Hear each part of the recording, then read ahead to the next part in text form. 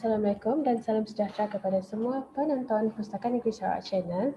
Pada kali ini, kita membawakan kepada anda iaitu satu program bersempena dengan Hari Sarawak 2021 yang diberi tajuk Sarawak Independence Memory Sharing bersama Encik Abang Muhammad Abang Jess. Pada tahun ini dengan tema Sarawak Gemilang untuk Semua, kami membawakan satu program di mana kita akan mendalami dan mengimbas kembali kenangan semasa Sarawak ingin mencapai kemerdekaannya pada satu masa dahulu. Dan hari ini kita berbesar hati untuk menjemput seseorang yang berpengalaman ya dan mempunyai memori yang sangat vivid, sangat mempunyai memori berkenaan dengan Hari Sarawak ini. Sebelum itu biar saya memperkenalkan diri. Ya, saya adalah Cik Nur Amanina binti Mastani. Saya adalah pustakawan di bahagian perkhidmatan depository Pustaka Negeri Sarawak Sibu. Dan pada hari ini saya akan menjadi moderator untuk sesi perkongsian memory sharing ini bersama dengan jemputan kita pada hari ini. Baiklah, sebelum kita menjemput jemputan kita hari ini, izinkan saya untuk memperkenalkan beliau. Ya, jemputan kita pada hari ini adalah Encik Abang Muhammad Abang Jess. Beliau berusia 65 tahun dan beliau merupakan seorang aktivis masyarakat di Sibu dan beliau aktif dalam pelbagai NGO ya. Dan beliau merupakan seorang DJ di Sibu FM sejak daripada tahun 1982 hingga 1990 dan kemudian beliau menyertai Jabatan Kemajuan Masyarakat KEMAS selaku penyelia kanan sebelum dilantik salah seorang ketua kaum Melayu ya di Sibu.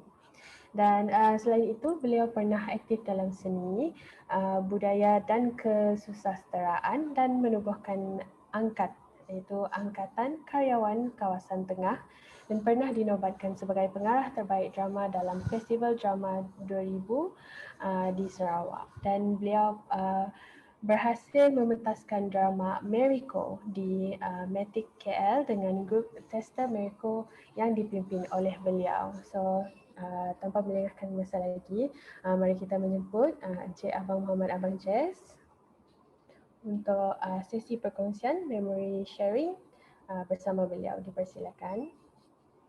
Apa khabar Encik Abang Muhammad? Alhamdulillah sihat. Alhamdulillah baik. Ya, okey. So pada hari ini kita akan berkongsi memori berkaitan dengan Hari Sarawak. Okey, sebelum kita bermula, bolehkah Encik Abang Muhammad beri sedikit latar belakang, ya, nama penuh Tuan dan latar belakang kehidupan Tuan. Terima kasih Puan ke Cik Puan. Okey, alhamdulillah, syukur terlebih dulu. Terima kasih kepada Pusaka kerana mengundang saya. Terlebih dulu, Assalamualaikum warahmatullahi wabarakatuh dan juga salam sejahtera untuk yang ada bersama kita. Okey, saya Abang Muhammad Abang Jess baru dilantik ketua kaum dalam 3 tahun inilah. Alhamdulillah. Dan sebelum itu seperti mana kata Cik tadi, pengalaman kerja saya. Tapi dari sudut yang lainnya, kalau saya diberi tajuk, saya diberi lebih kurang wawancara kita ini mengenai dengan Hari Sarawak ataupun kehidupan sebelum merdeka, selepas, semasa dan juga selepas. Yang saya akan ceritakan nanti adalah pengalaman diri saya sendiri. Saya tak nak cakap tentang pengalaman secara keseluruhan, tetapi diri saya sendiri, saya dapat merasai, sebab saya melalui semuanya sebelum mereka, walaupun sebelum mereka tu kira masih terlalu muda lah untuk saya ingat, tetapi hasil daripada saya dengan orang tua, jadi saya dapat menceritakan sedikit. Dan sekarang ini saya masih juga aktif dalam politik juga saya aktif, dan apa yang saya buat sekarang ialah walaupun dalam keadaan saya bersara, tetapi hari-hari saya bekerja untuk masyarakat. Saya membantu, saya juga ikut serta dalam banyak kegiatan kemasyarakatan. Saya boleh dikatakan saya tidak diamlah. Sebab kalau saya diam, saya rasa sakit. Jadi sudah biasa dari dulu memang bekerja. Jadi sekarang ini saya masih juga macam tu. Alhamdulillah, mungkin sebab itu Allah anugerahkan saya semakin sihat. Alhamdulillah. Itu untuk permulaan apa yang saya sekarang ni lah. Dan saya bukan, kalau saya tak bekerja lagi, tetapi masih juga membantu dan juga diminta untuk membantu apa-apa saja yang diminta. Cukuplah untuk permulaan. Okay, Mela. So sekarang kita akan masuk kepada segmen perkongsian, perkongsian memory sharing. Okay, mari kita bercakap sedikit mengenai keadaan sebelum kemerdekaan Sarawak. Okay, so Encik Abang Muhammad, bagaimanakah keadaan Sarawak ketika penjajahan British, ya, dari segi pemerintahan dan kegiatan ekonomi? Boleh ceritakan? Kemerdekaan Malaysia keseluruhannya tahun 1957. Saya lahir 56. Setahun saya lahir baru merdeka. Bermakna saya masa tu terlalu kecil lah, dalam usia setahun. Tetapi kemerdekaan Sarawak tahun 63, saya sudah boleh merasakan kesan-kesan penjajahan yang boleh dikatakan kalau ikut sejarah Malaysia ni, kita dijajah lebih 400 tahun. Sejak Portugis, Jepun pun ada, komunis pun pernah juga seketika, dan banyak lagi. Dan Sarawak ini kerajaan James Brooke masa itu, jadi kesannya tu saya dapat merasai. Dan 1963 kebetulan saya masuk sekolah tahun 1. Itulah kesan yang saya rasa, kesan yang masa itu kita belum merasai apa-apa. Masa itu saya di sekolah, saya hanya tahu kami menyanyikan lagu Fairland Sarawak. Fairland Sarawak, British. Kami hanya tahu duit siling, duit not tu yang ada gambar Queen Elizabeth. Itu yang kami tahu. Lepas tu kami di sekolah didedah dengan sejarah. Sejarah tu dalam buku sejarah The Story of Sarawak. Kita hanya didedah dengan pemerintahan James Brooke, 3 Raja Sarawak. Itu saya dalam masa itu. Saya cakap tentang diri saya lah. Tapi yang orang yang tua tu, yang mungkin sudah mengalami kesan sejarah yang sebelum itu dari Jepun sehingga kepada British, mungkin agak berbeza sedikit daripada usia saya ini. Usia saya yang 65 tahun ini, kita baru merdeka 58 tahun, memang tidak jauh bezanya. Jadi itulah yang saya ingat. Tapi masa itu saya tidak merasa apa-apa. Saya tidak ada merasa kesan penjajahan itu. Sebab hidup selesa juga. Cuma kita hidup selesa oleh kebiasaan. Kita biasa makan sayur kangkung contohnya. Kita biasa makan sayur yang kita kutip dari belakang rumah. Jadi tidak ada rasa apa-apa kesan tentang kesusahan di usia kami. Tetapi orang tua selalu bercakap tentang kesusahan. Ada waktu ketika Jepun, ketika mereka tidak makan, bercerita tentang tidak ada untuk makan. Hanya makan, ada yang kata makan apa yang ada yang kita tanam. Itu, dan kesan daripada kami sekolah dulu pun ada sedikit kesannya. Kita ke sekolah hanya berbekalkan 20 sen. Itu sebelum merdeka. Semasa merdeka tu. Semasa sudah merdeka pun kami masih ada kesan kemiskinan. Tetapi kami masa itu masih kecil, tidak merasai kemiskinan itu. Kita hanya merasa kemiskinan sekarang nih. Sekarang ini kita merasa benda-benda itu rupanya kami dulu susah. Sekarang baru kita tahu. Rupanya kami dulu, saya dulu kalau nak minum air, minum dekat air yang air pipe di sekolah. Sekarang kita tak nak anak kita minum air pipe. Dulu kami nak makan buah apple bukan satu perkara yang mudah nak makan beli apple. Apple mahal. Kita tak boleh makan, nak beli daging pun susah. Makan ayam susah.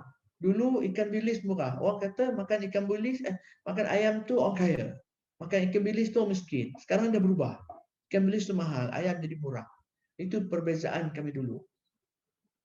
Kalau nak makan apple macam saya dulu, di tepi sungai Rejang itu, di Sibu ni, ada toke-toke Cina yang jual buah-buahan. Kalau buah-buahan tu dah nak buruk, dia buang ke sungai. Kami berenang nak makan buah apple tu. Berenang nak makan buah apple. Tapi masa itu kita tidak merasai itu kemiskinan sebenarnya. Itu kemiskinan. Itu kesusahan kita banding dengan orang lain. Tapi kita tidak merasai. Sekarang baru kita menangis. Saya menangis kalau cakap dengan itu dengan anak saya. Saya cerita dengan anak saya. Betul sukarnya.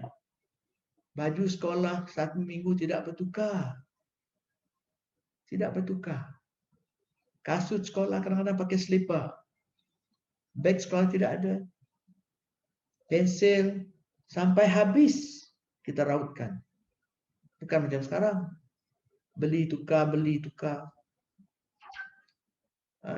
Itu zaman kami. Dari segi ekonomi, memang orang kita masa itu di tempat saya tidak ada kedai macam sekarang ni. Kedai orang Melayu, kedai Iban ke, semuanya rakan-rakan Tionghoa kita. Lepas memang sudah dari dululah memang sudah menikmati telah merasai ada uang. Kami tidak ada. Orang tua tidak bekerja. Dan sikap orang tua kita dulu pun bukan macam sekarang ni. Dulu mentaliti mereka jauh. Tidak banyak menggalakkan kita nak sekolah ke, tidak banyak menggalakkan. Cuma kita asal datang ke sekolah saja. Dia tidak tahu keputusan macam mana. Sebab saya ingat 80% ataupun 90% lah yang buta huruf masa itu. Yang tidak sekolah. Orang tua kami. Lepas generasi seterusnya mungkin dah berubah. Itu semasa sebelum mereka. Dan apa yang saya tahu juga ialah macam kami ini sekolah hanya tingkatan 5. Tak boleh nak lanjut. Bukan senang. Nak masuk universiti bukan perkara yang senang. Bukan perkara yang mudah. Saya dengar rekan-rekan yang lain pun masa zaman zaman tahun 50-an, tahun 50-an, 60-an, saya berani taruh kata orang, ada tak orang kita yang jadi lawyer, engineer masa itu. Saya ingat di Sarawak ni masa itu ada, atau kalau ada pun tak ramai. Memang tak ada lah. 1-2% mungkin. Susah. Sebab kita telah mental kita dimasuk penjajah British dulu bahawa perkara ini bukan mudah. Nak belajar sains bukan mudah. Matematik bukan mudah. Perkataan bukan mudah tu. Oh, not easy. Not easy. Sebab kita minda kita sudah dijajah sekali. Sebab itu orang tua kita di generasi sebelum kami yang banyak bekerja jadi office boy, yang jadi kerani ada, jadi tentera askar banyak, macam itu aja tahap kita. Saya tidak tahulah pengalaman orang lain di tempat lain. Mungkin berbeza. Saya bercakap tentang di tempat saya. Saya lahir di Sibu tahun 56 sehingga sekarang ni saya merasa ini sudah satu baru saya dapat menikmati macam menikmatnya pengalaman yang saya ada sebelum merdeka, semasa merdeka dan selepas merdeka. Dan budak sekarang ni mungkin tidak merasai. Sekarang ni orang lahir dah tengok handphone, lahir dah ada TV. Kami dulu tidak merasai ini. Mungkin orang kata susah makan, memang betul. Tapi zaman tu kita sentiasa bersyukur. Sebab itu kita tidak merasai susah.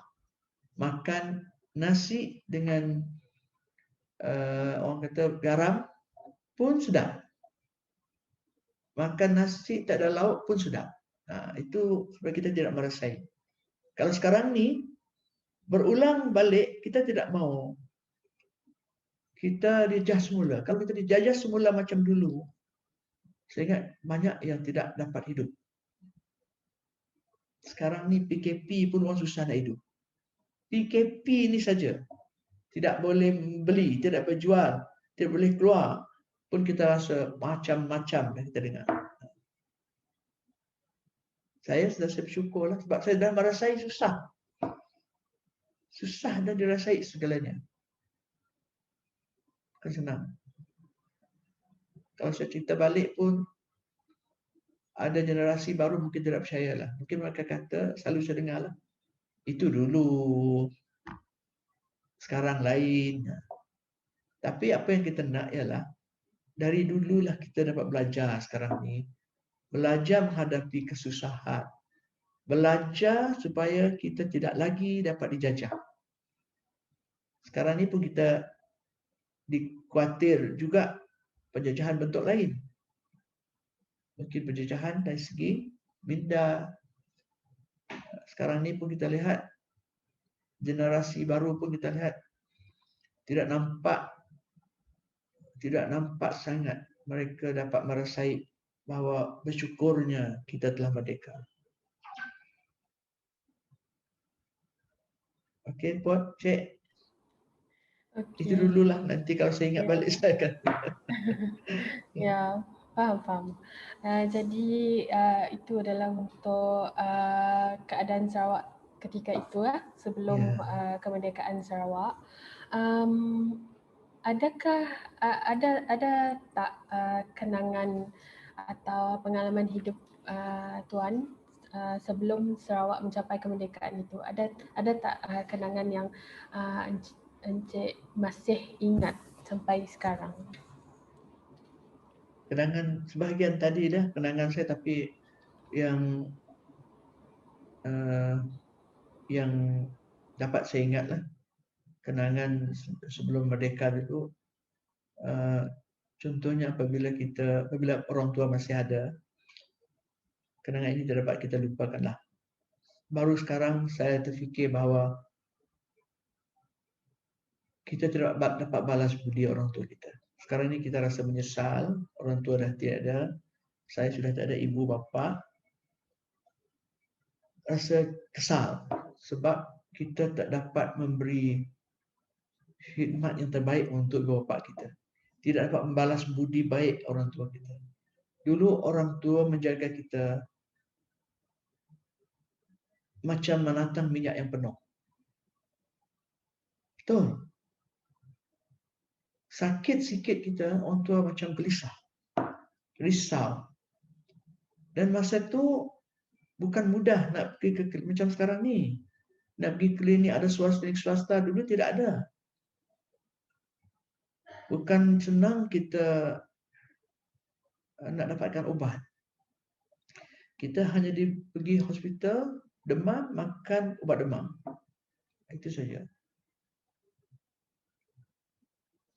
Apa tu?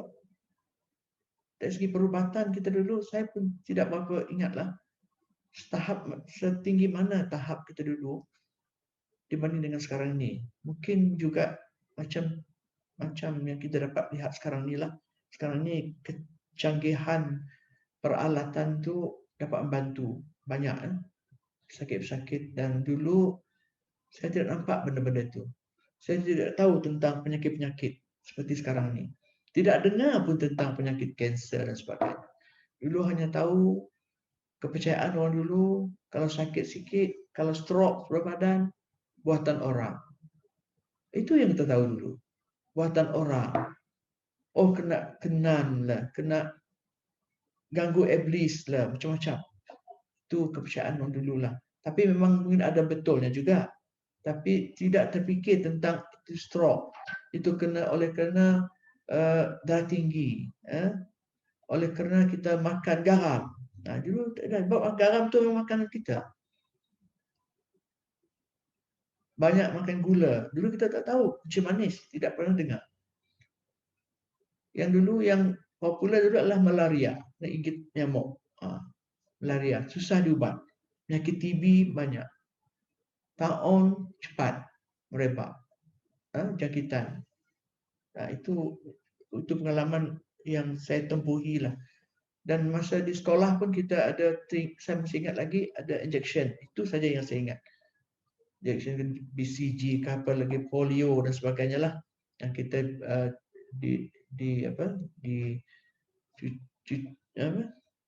injection di sekolah, masa saya sekolah masih kecil. Tahun 1, 2, 3 macam tu. Itu yang saya ingat. Itu dari segi yang saya ingat sebelum merdeka lah. Dan satu lagi ialah dari segi agama, orang Islam,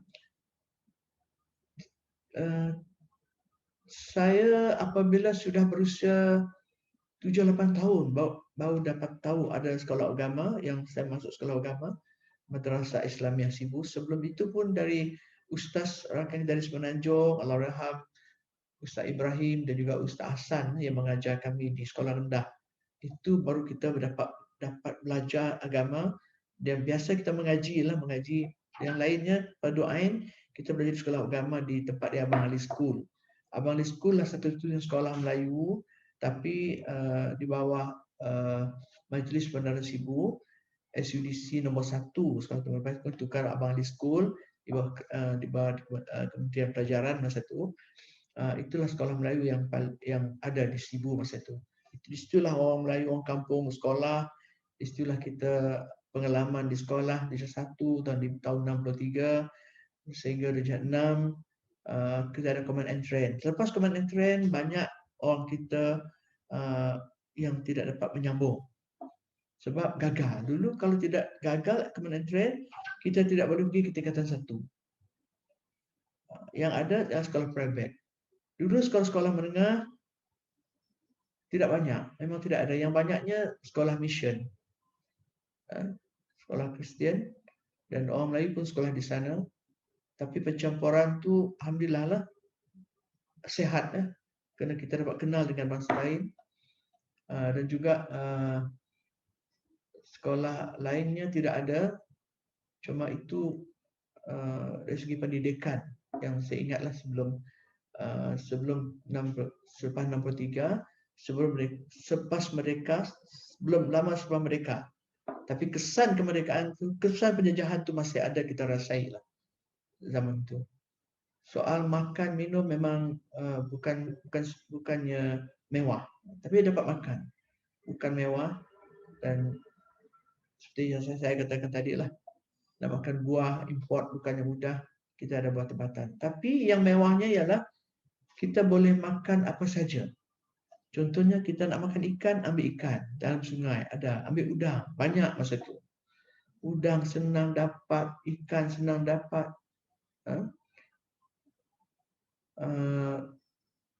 Makanan lain, sayur, boleh tanam sendiri. Kalau jual pun tidak begitu mahal masa tu. Boleh beli 50 sen, boleh beli 30 sen, boleh beli RM1. Tidak adalah macam sekarang ni, sekilo RM6, RM8. Dulu kita pakai kati. Gula pemurah 25 sen sekati. Sekati itu 600 gram. Dan itulah kehidupan yang saya ingat sebelum mereka, pengalaman yang saya ada masa itu. Pengalaman lainnya ialah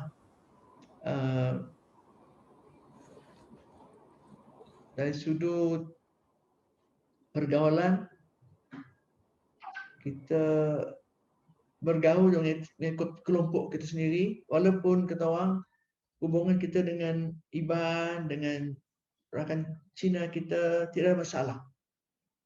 Kita ada masalah sebab masa itu kita rapat. Bahkan di rumah kami pun kalau Iban datang sini dia ke di hospital mengantar anak isteri kapal di hospital, dia menumpang rumah kami untuk tidur. Bukan rumah kami saja, rumah lain pun di kampung. Orang Melayu pergi ke sungai-sungai pun pergi rumah Iban, dia kenal. Dan saya pernah jumpa seorang tuan rumah di sebelah di kawasan Selangor yang sudah tua. Dia tanya saya, siapa nama nenek? Saya cakap, nama nenek saya Mia Abang Ahmad. Dia kenal. Saya pun heran, dia kenal. Menunjukkan bahawa hubungan mereka dulu memang rapat. Oh, dia kata, Pak Abang. Kata, saya kenal tu. Dan satu hebatnya masa dulu, saya dengar cerita, ini saya dengar cerita. Saya tak tengok lagi, tapi sebelum merdeka, orang Melayu masa tu dia berniaga hebat. Ada yang berniaga sehingga ke Singapura. Ada kapal. Singapura. Datuk kami sendiri yang berniaga di Singapura. Ikut kapal, balik dengan barang-barang dagangan.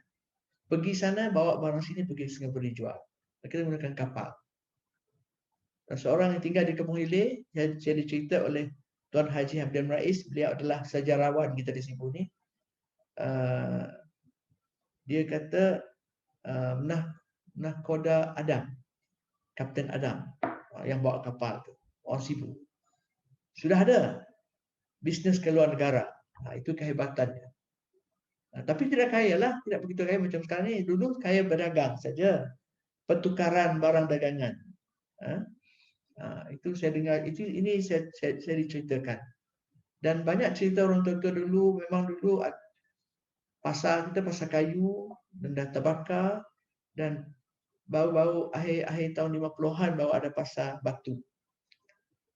40-an masa Jepun dulu, itu pengalaman itu pun banyak cerita orang tua tentang kehidupan masyarakat masa itu. Bukan kehidupan, bukan kata orang, bukan kehidupan yang mewah, tetapi kehidupan yang sukar untuk mendapat makanan yang dijual di pasar sebab kekurangan duit. Kita hanya dapat makan yang kita tanam, yang orang beri, itu saja. Itu kesusahannya. Apatah lagi zaman Jepun, zaman Jepun memang keluar pun tak boleh. Banyak ceritalah. Seksa Jepun ni bukan satu yang mudah. Amat susah cerita orang tua. Kami tidak lahir zaman satu, tapi saya masih ingat lagi selepas sepanak mereka, bila peralihan mereka masa tu, banyaklah cerita yang keluar. Sebab orang tua bercerita, kami dulu bagus. Jadi bila ada British datang, mereka anggap seolah-olah mereka selamat. Mereka pun tak tahu macam mana dia British ni adalah penjajah ataupun macam mana. Tidak berapa tidak berapa tahu. Cuma tahu bahawa dipegang orang putih, kata orang Mari. Dipegang orang putih. Sebab itu orang putih itu sebagai tuan. Masa tu orang putih datang ke Sibu, kalau di London dia office boy kan, datang sini pun tuan. Orang kita panggil tuan. Asal orang putih tuan. Sudah minda kita sudah diberitahu bahawa orang putih ni hebat. Orang putih ni pandai. Orang putih ni doktor, lawyer. Seolah-olah masa tu orang Melayu ke Iban ke tak boleh jadi doktor, tak boleh jadi lawyer. Itu kesan bila kita diberitahu masa kecil dulu. Sebenarnya kita boleh, jika ada peluang. Peluang yang tidak ada. Ya, ini semua yang sebelum kemerdekaan lah. Ya. Okay, and then pergaulan masyarakat pun saya boleh dengar tadilah yang tuai rumah tadi dekat Selangor, dia boleh kenal nenek juga kan, atuk kami, atuk kita. So ya memang benda-benda macam tu lain kita mau sentiasa kita mau bersambung sampai kini tu. Harap-harap dalam masyarakat kini tu pun kita mau lah yang macamnya. Okey, menyentuh sedikit tentang tokoh pejuang Sarawak, kemerdekaan Sarawak.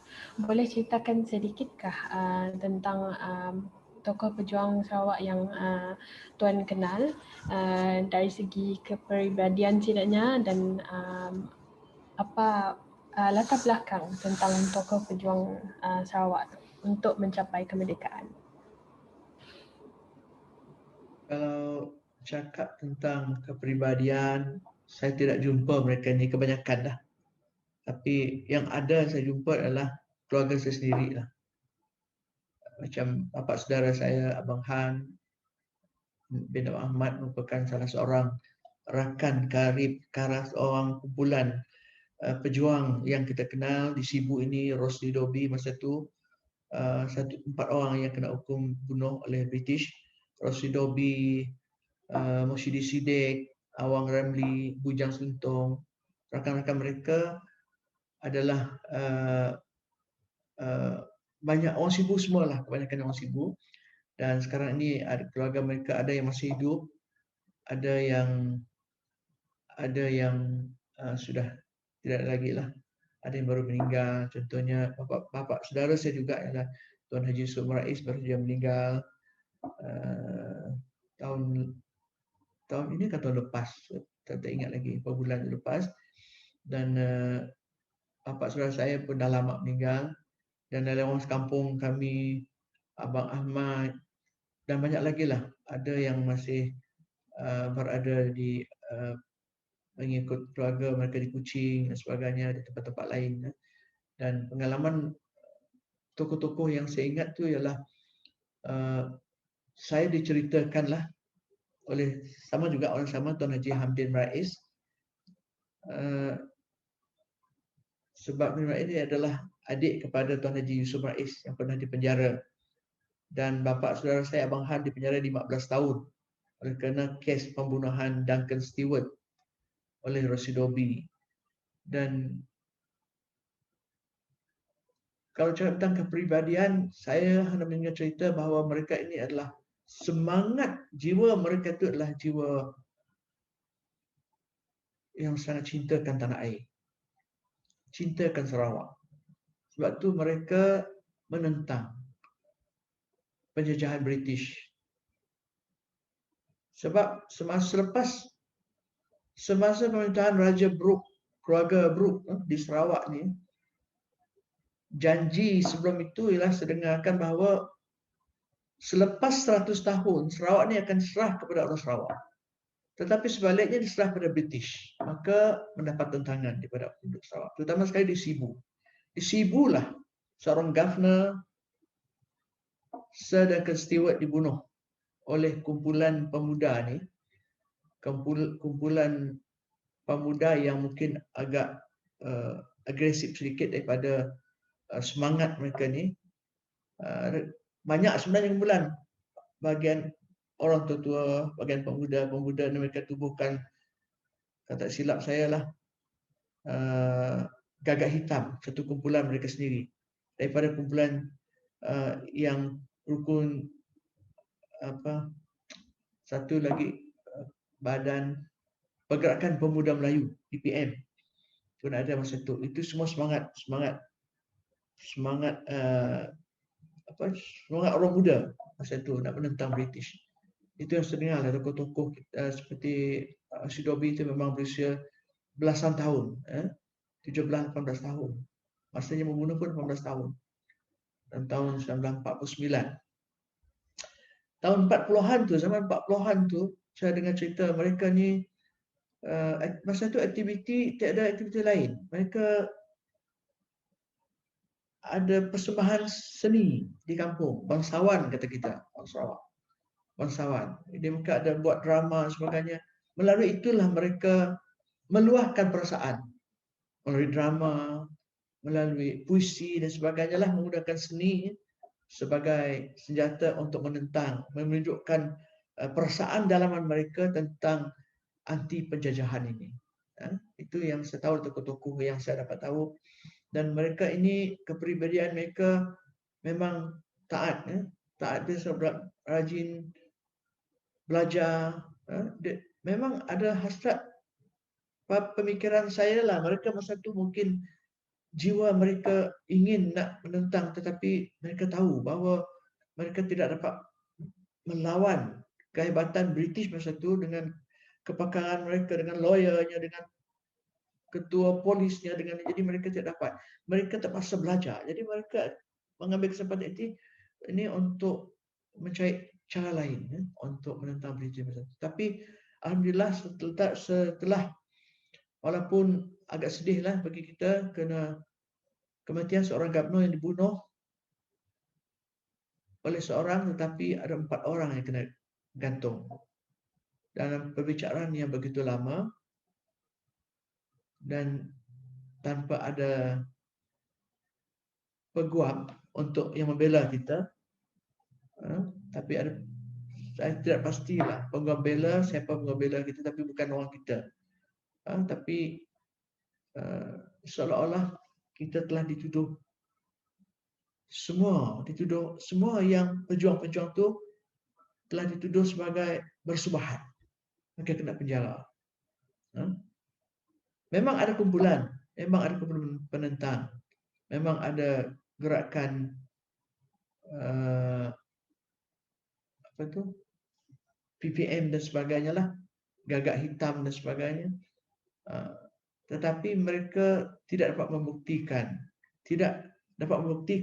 tetapi mereka dituduh secara lain.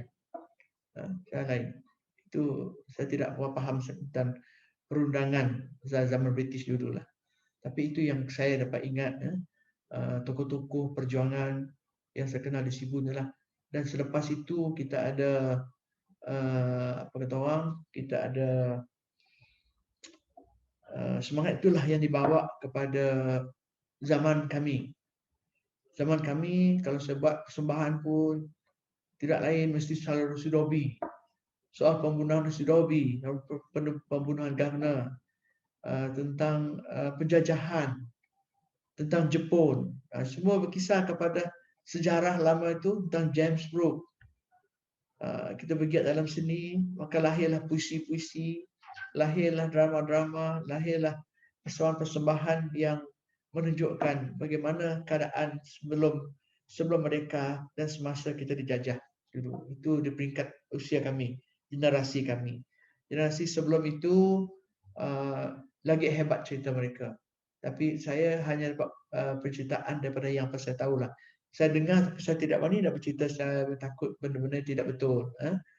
Penceritaan ni tidak 100%-nya betul. Mungkin ada tambahan, tokoh tambah. Sebab generasi kami ni generasi yang entah ke yang keberapa dah. Jadi memang akan berlaku benda-benda itu.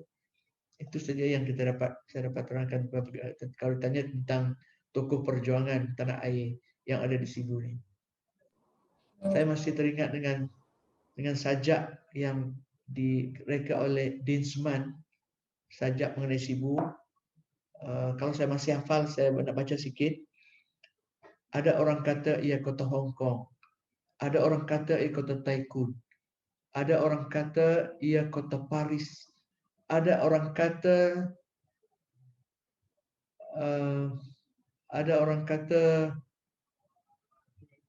whisky lebih banyak diminum di kota itu. Ada orang kata apa lagi, tapi orang tidak berkata tentang seorang pahlawan kebenaran, seorang pahlawan kemerdekaan, seorang pejuang kehidupan yang pernah berjalan di kota itu. Sayang Sibu, buminya yang lembut itukah yang telah menelan maknanya. Dalam maksudnya. Kita lupa tentang perjuangan dulu. Generasi muda kadang-kadang ada yang dah lupa tentang Rusi Dobi yang pernah berjalan di kota itu. Sayang Sibu, buminya yang lembut itukah yang telah menelan maknanya. Tak ada makna lagi. Orang tidak bercakap tentang itu. Sebab itu adalah perjuangan asas dia yang memberi semangat pada kita, dan kemungkinan besar sebab itulah kita cepat dimerdekakan oleh British. 19 63. Sebelum itu 57. Mungkin sebab pembunuhan. Mereka takut peristiwa yang sama berulang. Itu mungkin. Itu bagi pandangan saya. Tak betul mungkin. Tapi bagi saya mungkin itu sebab. Itu adalah tentang perjuangan tadi. Ya, sangat menarik ya perkongsian Encik Abang, especially saya terkesan bagi bahagian yang menceritakan tentang bangsawan atau teater, ya. Dia persembahan yang menceritakan, menyentuh tentang melawan kepada penjajahan British. Saya ingin bertanya, masihkah ada lagi kesan-kesan atau traces of puisi-puisi tersebut atau persembahan-persembahan tersebut? Masih adakah atau cuma dalam ingatan masyarakat semasa itu saja atau bagaimana? Perkembangan sastra ini saya rasa ada buku-buku dalam bahasa pustaka. Masih ada buku-buku tentang puisi dan kita pernah menghasilkan satu buku Angkatan Kerajaan Setengah masa buku buku koleksi puisi tentang Sibu, tentang kemerdekaan. Saya lupa, Pulau Kelasi. Pulau Kelasi adalah di mana Sibu ni dulu adalah tempat persinggahan kapal-kapal di mana kelasi-kelasi banyak datang di pulau dekat Pulau Kerto tu. Jadi itu buku yang kita hasilkan dulu. Dan selain itu saya juga dipahamkan banyak buku-buku tentang Rusidobi pun dah banyak di pasaran, dan puisi-puisi itu saya rasa sampai sekarang masih ada yang dapat menuliskan kesan-kesan penjajahan sebelum, kalau ada yang ada pengalaman. Dan saya sendiri tak tahu mana saya simpan puisi, tapi skrip drama pun saya pernah buat satu skrip drama tentang Jambatan Merah. Skrip drama itu tentang Rusidobi. Drama itu saya buat dalam 10 tahun lepas lah. Drama itu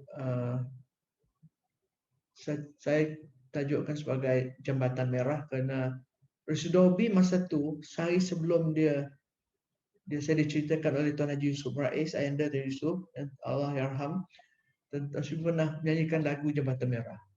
Jambatan Merah. Jadi itulah saya ambilkan tajuk tu, Jambatan Merah. Kebetulan makna Jambatan Merah tu dapat ditukar. Jambatan Merah artinya di hujung tu ada pendarahan, pembunuhan dan peristiwa. Itu drama itu yang saya buat. Masih ada dramanya. Dan tulisan-tulisan lain, hasil puisi saya banyaklah. Ada buku-bukunya yang saya tak dapat sebut sini, mungkin dengan bahasa mungkin dapat bantu dari segini. Tapi kesan memang ada sampai sekarang pun. Ya, dan sangat terasa ya semangat itu di dalam puisi, di dalam pementasan drama, skrip, lagu dan sebagainya. Itu cara kita meluahkan dulu ya. Ya, dan sangat menarik ya, especially tentang seni yang datang dengan mesej yang sangat mendalam. Itu saya kira sangat-sangat menarik.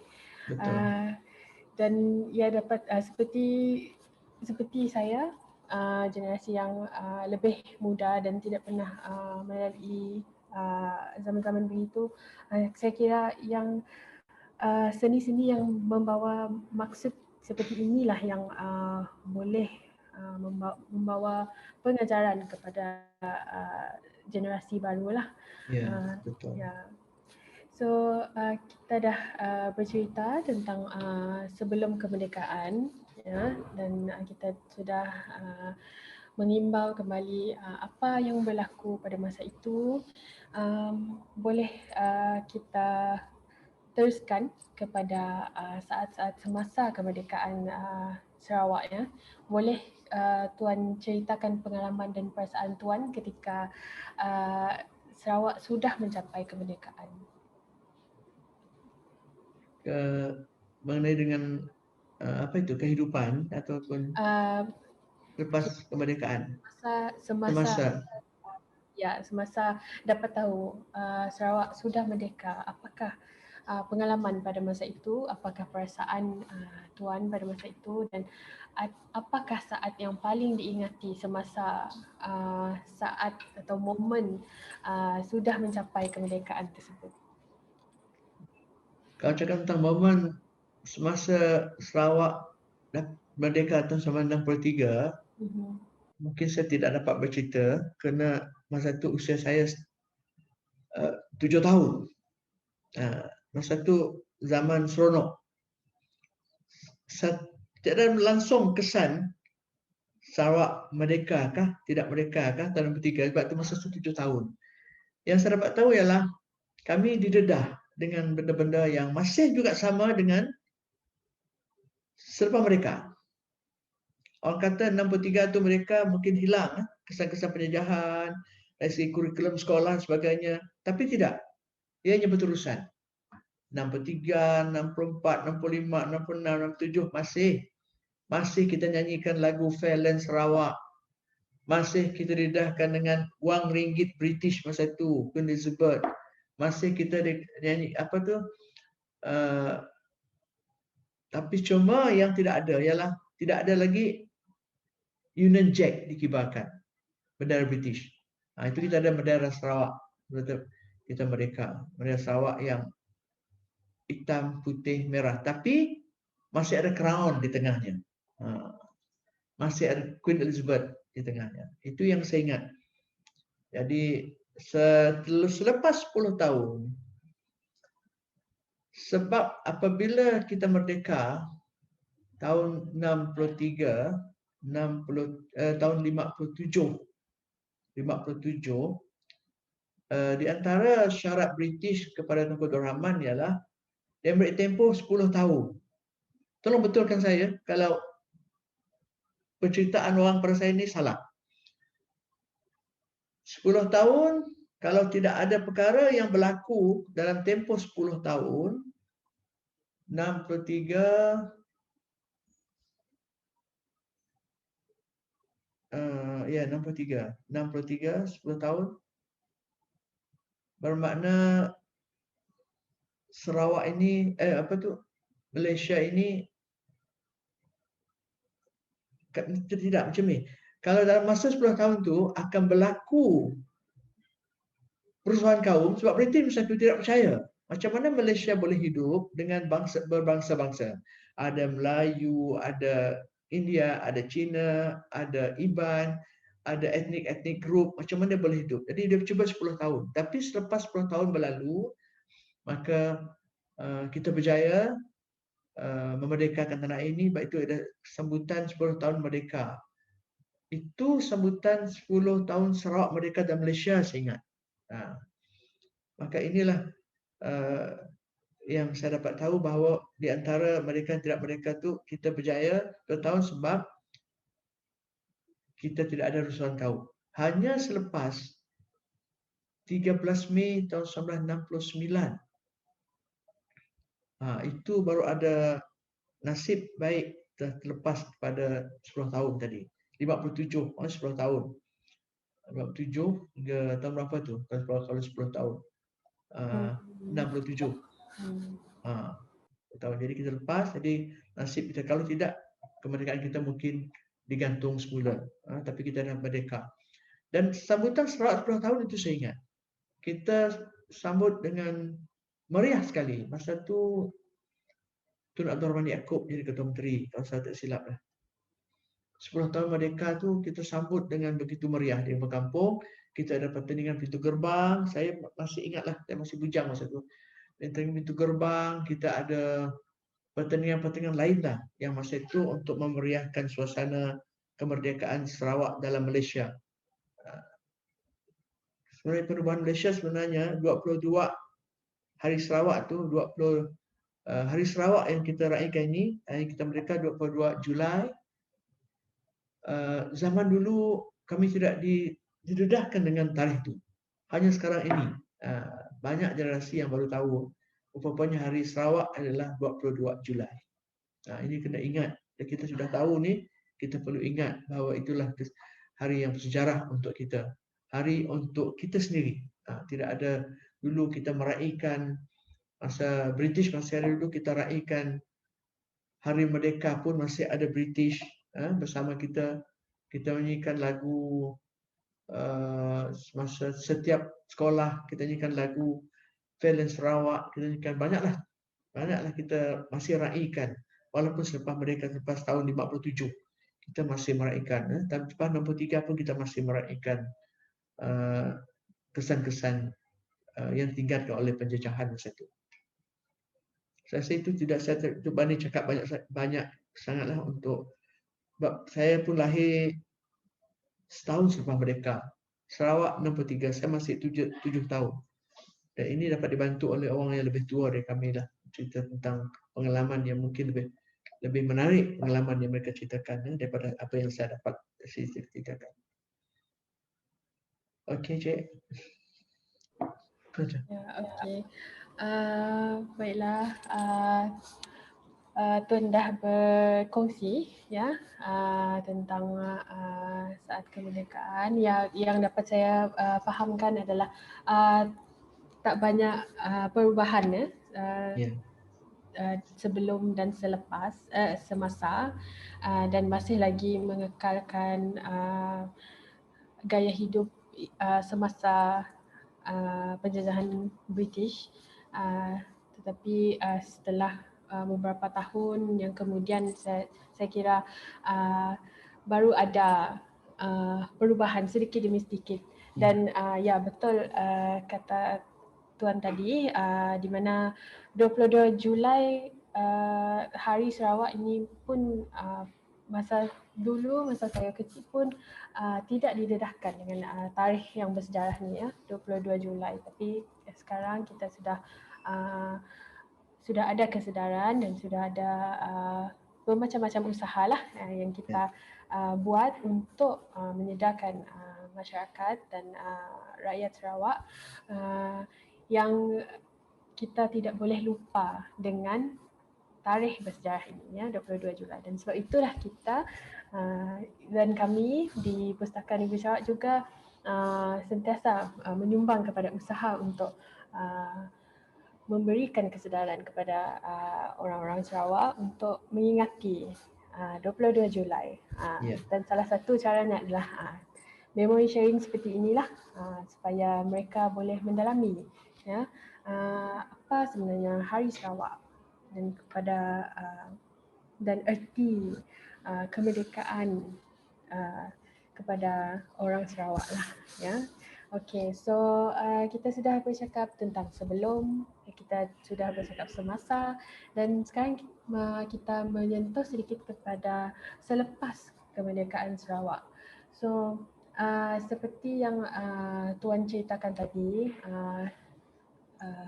selepas kemerdekaan itu mungkin tidak ada perubahan ketara lah, tetapi setelah beberapa tahun itu apa antara perubahan-perubahan yang boleh Tuan lihat dari tahun ke tahun selepas kemerdekaan Sarawak itu? Boleh ceritakan sedikit? Lepas 63? Ya, selepas 63 dan seterusnya sehingga masa kini. Saya lebih tertarik dengan cerita tentang masa kini lah. Lepas 63 pun tak ada banyak perbezaan yang kita dapat saya cerita sebab masih masa tu kemerdekaan kita masih muda lagi. Tidak jelas apa yang kita boleh buat. Tetapi selepas sekarang ini, sehingga sekarang ini, saya rasa amat syukur. Nombor satu ialah Sebab itu saya kata dengan anak-anak saya, kamu masuk universiti, 5 orang anak saya masuk universiti. Saya kata itu belum lagi. Sebenarnya universiti yang kita dapat tu ialah diatur. Selepas 1969, 13 Mei,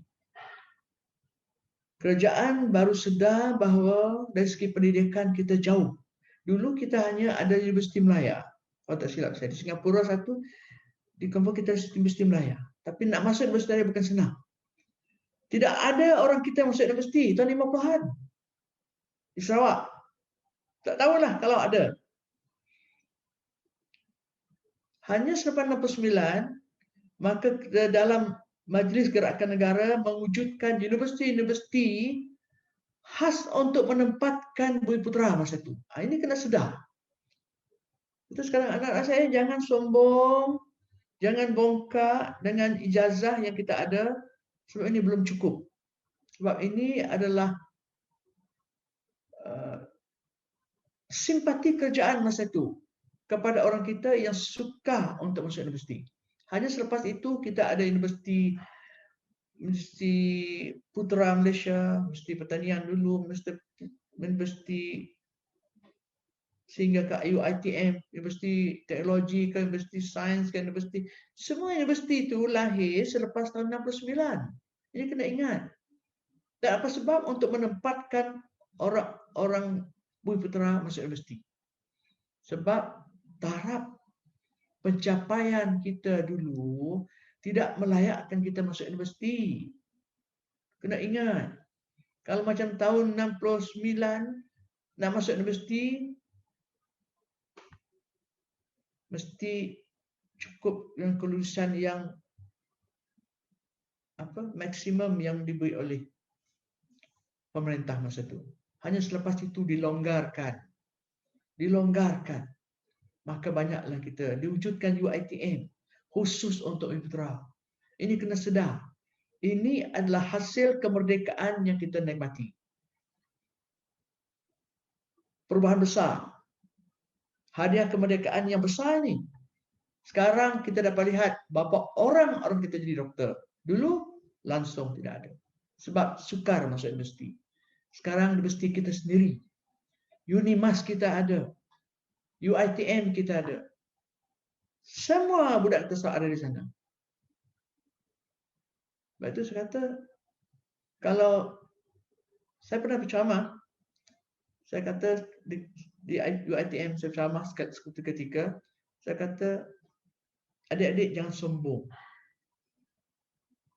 Sebenarnya kamu tidak layak masuk universiti. Maksud saya ialah bukan tidak layak sekarang. Kalau lahir zaman saya tahun 56 tidak layak masuk universiti. Saya tidak pandai sekolah. Tapi boleh saya ke tahap universiti, saya ingat. Dari segi pengetahuan, pengalaman saya. Kalau saya masih diberi peluang belajar, saya boleh masuk universiti. Dulu tak boleh, dengan terlima habis. Tak boleh nyambung. Nak nyambung, duit saya ada. Dolok semua pakai duit. Private school, bayar. RM25 sebulan pun saya mampu dulu. Saya anak angkat, diangkat orang lain. Ibu saya buat kuih.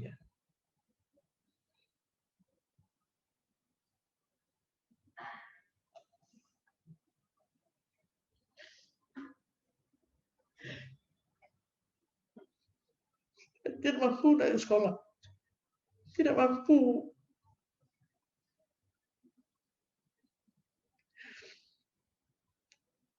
Sebab itu saya suruh generasi sekarang ni bersyukur.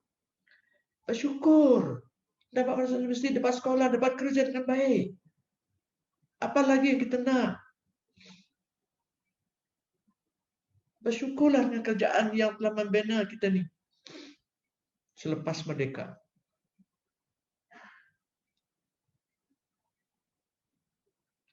Orang tua masih ada.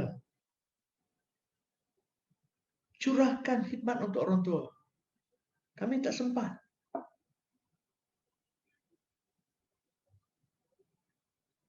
Itu yang paling ketara, Cik, dari segi pendidikan.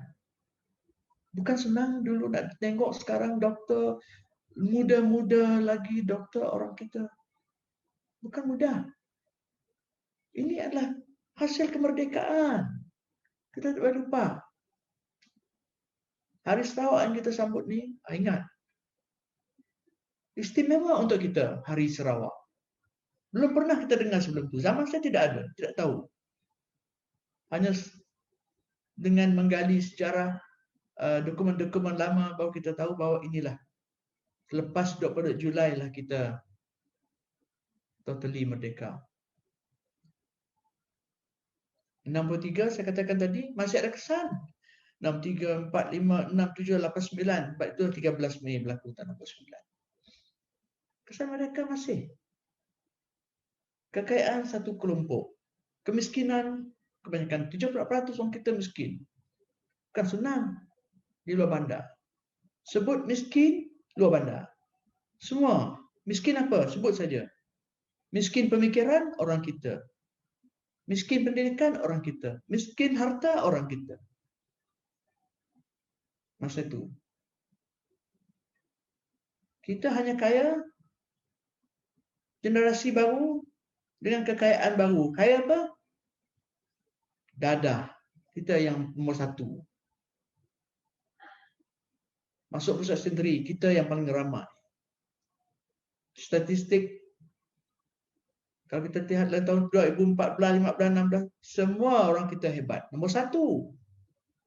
Pasal dadah. Pasal masuk penjara. Dan kita cakap tentang Sarawak, kita harus sedar. Sedar tentang kesan kemerdekaan itu dan sedar tentang di mana kita nak bawa Sarawak. Di mana kita nak bawa diri kita sendiri. Kita dah bebas. Kita tidak boleh menyalahkan siapa-siapa lagi. Nak salahkan British? Tidak boleh. Nak salahkan orang kaya? Kenapa dia kaya? Kenapa dia miskin? Tak boleh. Mereka berusaha, mereka kaya. Kita miskin,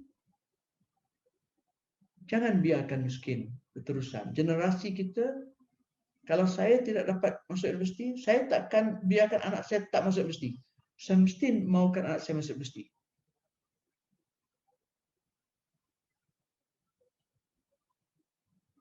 Kalau saya, kalau seorang doktor, kalau dia seorang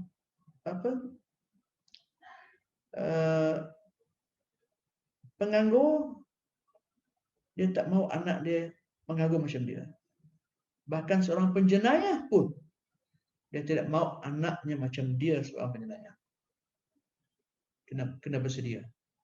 Usia macam remaja sekarang ni, usia kita yang usia yang masih belasan tahun, 20 tahun, bersedialah. Bersedia, genggam tangan ni. Bersedia ke mana, ke arah mana kita nak bawa kita, dan kalau kita dah berkeluarga, nak bawa keluarga. Jangan merdeka dari fizikal kita saja, tetapi pemikiran kita masih dijajah. Pemikiran kita kena berubah.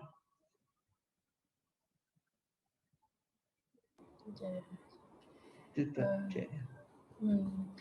Ya, saya kira itu adalah antara nasihat lah yang boleh generasi-generasi muda, ya, anak muda, generasi baru boleh ambil pengajaran lah daripada peristiwa, dan juga untuk kita mengekalkan kemakmuran Sarawak dan untuk mendorong kita semua untuk lebih menghayati ya Hari Sarawak inilah.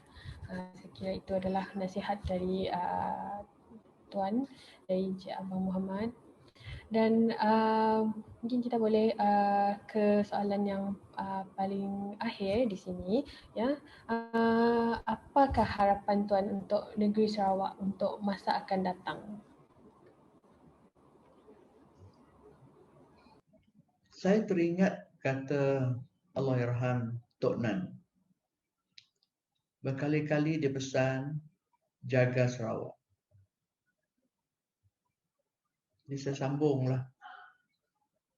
Saya ambillah perkataan jaga Sarawak kepada generasi akan datang ataupun sekarang ni, kita sekarang ni, untuk menjaga Sarawak ni, untuk membangunkan Sarawak. Membangun bukan dari segi fizikal. Fizikal ni kita tak boleh lihat sangat sebab bukan kita punya. Tengok hebat. Bangunan tinggi. 100 tingkat. Kiri kanan. Rakyat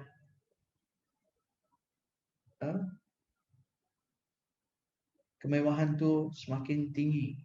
Taraf kehidupan semakin tinggi. Tetapi kita kena lihat juga. Kita di tahap mana. Lepas itu kita bersedia juga. Jangan salahkan orang lain. Kita bersedia ikut langkah orang lain.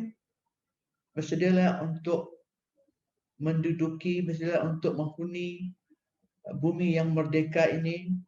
Merdeka dari segi bukan fizikal saja, tetapi terutama sekali pemikiran. Minda kita perlu merdeka. Arti kata lain, merdeka bukanlah terlalu nak bebas sukati kah? Sekata orang. Bukan. Merdeka ni kita ada peluang. Peluang yang kita dapat ambil sebenarnya. Tapi kita sibuk ambil. Kita seolah masih dijajah. Dan kita terlalu meletakkan diri kita lebih teruk dari penjajah. Ni dapatlah orang putih. Ni perkataan tu. Kita dapat. Kalau ada peluang. Orang tua kita dulu menahal sekolah sebab dulu mentalitas tak masih rendah. Si ibu kau sekolah si ibu pandai gila. Aku tu si sekolah, makan juga. Orang tua dulu si semualah.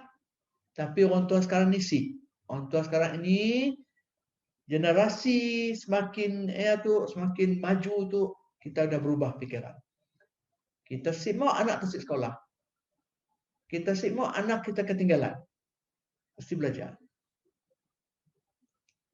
Kita mau anak kita jadi semua orang kelakar macam ni. Kita tanya, kita mau anak kita jadi apa? Seadanya madah. Aku mau anakku jadi kuli aja. Cukur lah. Ibu kerja di rumah aja lah. Belaki aja udah. Yang orang tua dulu marik lah. Akhirnya kau ke dapur juga, kata orang tua. Kita semua pikiran ya. Pikiran semakin bukan si bagus orang marik, mungkin bagus kerana ilmu saya ada. Kehidupan masih senang. Dapat makan, dapat melihara. Adatnya jaga. Adatnya masih dijaga. Budayanya masih dijaga. Agama masih dijaga. Ia penting.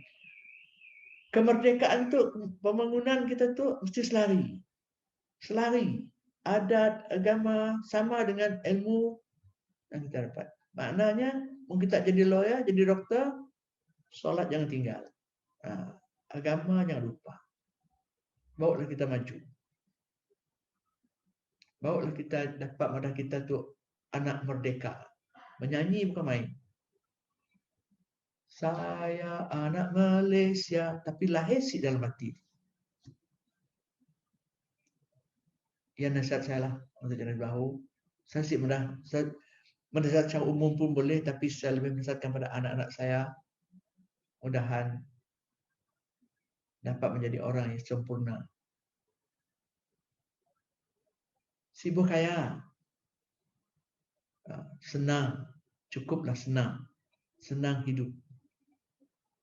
Bahagia. Sebab asasnya ialah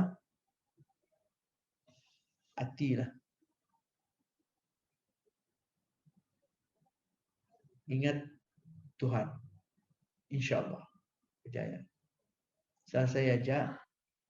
Terima kasih Cik atas jemputan tu.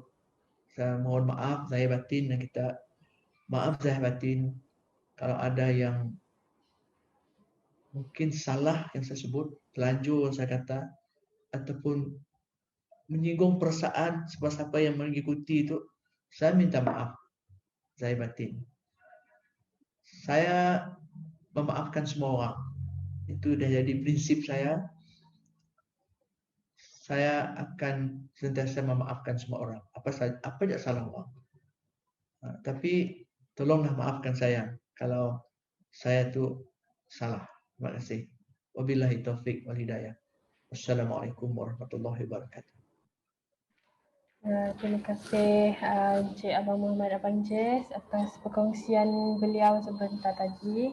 Ya, sangat mendalam dengan mesej-mesej dan nasihat-nasihat yang patut kita semua ambil iktibar, ya, dari pengalaman beliau dan juga nasihat beliau. Satu perkongsian yang sangat menarik, bermakna dan diharaplah dapat membuka minda kepada semua yang menonton memory sharing ini, ya, bukan saja generasi baru tapi juga semua yang terkesan, ya, semua rakyat Sarawak. Jadi kita dapat lihatlah, ya, memori pada masa dahulu dan pada masa sekarang, ya, sangat banyak perbezaannya, ya.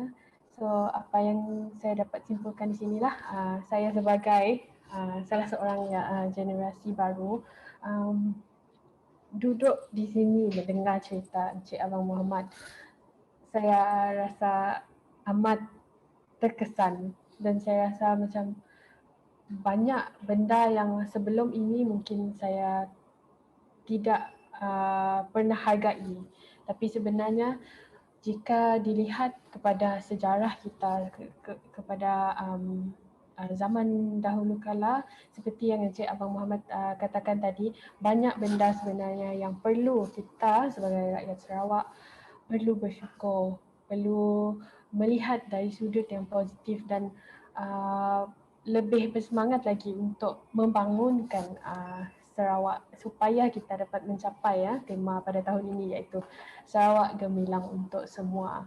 Jadi terima kasih lagi sekali kepada Encik Abang Muhammad Abang Jess, ya, atas perkongsian dan kerana sudi meluangkan masa bersama kita pada hari ini, ya.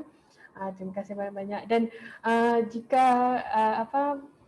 mun siap dah COVID tu memang best pun kita berjumpa depan-depan, dapat bercerita macam-macam lagi. Kamu rasa mesti lagi best lah, mesti banyak lagi cerita yang kita dapat kongsikan dengan kami orang. So terima kasih banyak-banyak Encik Abang Muhammad Abang Jess, ya.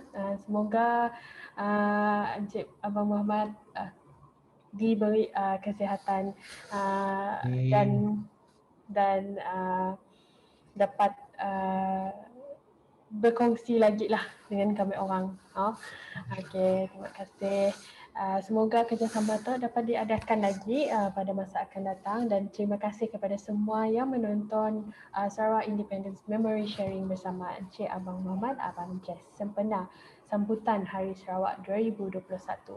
Dan jangan lupa saksikan banyak lagi program yang dianjurkan oleh Pustakaan Negeri Sarawak sempena sambutan Hari Sarawak 2021. So jangan lupa follow kami di Facebook, Instagram dan juga YouTube di Pustakaan Negeri Sarawak Channel. Jangan lupa untuk mengikuti media sosial kami untuk makluman lanjut, pengumuman terkini serta program-program lain anjuran Pustakaan Negeri Sarawak itu. Sekian sahaja daripada saya dan segala baik datang daripada Allah dan yang buruk dari kelemahan saya sendiri. Jumpa lagi. Assalamualaikum. Terima kasih.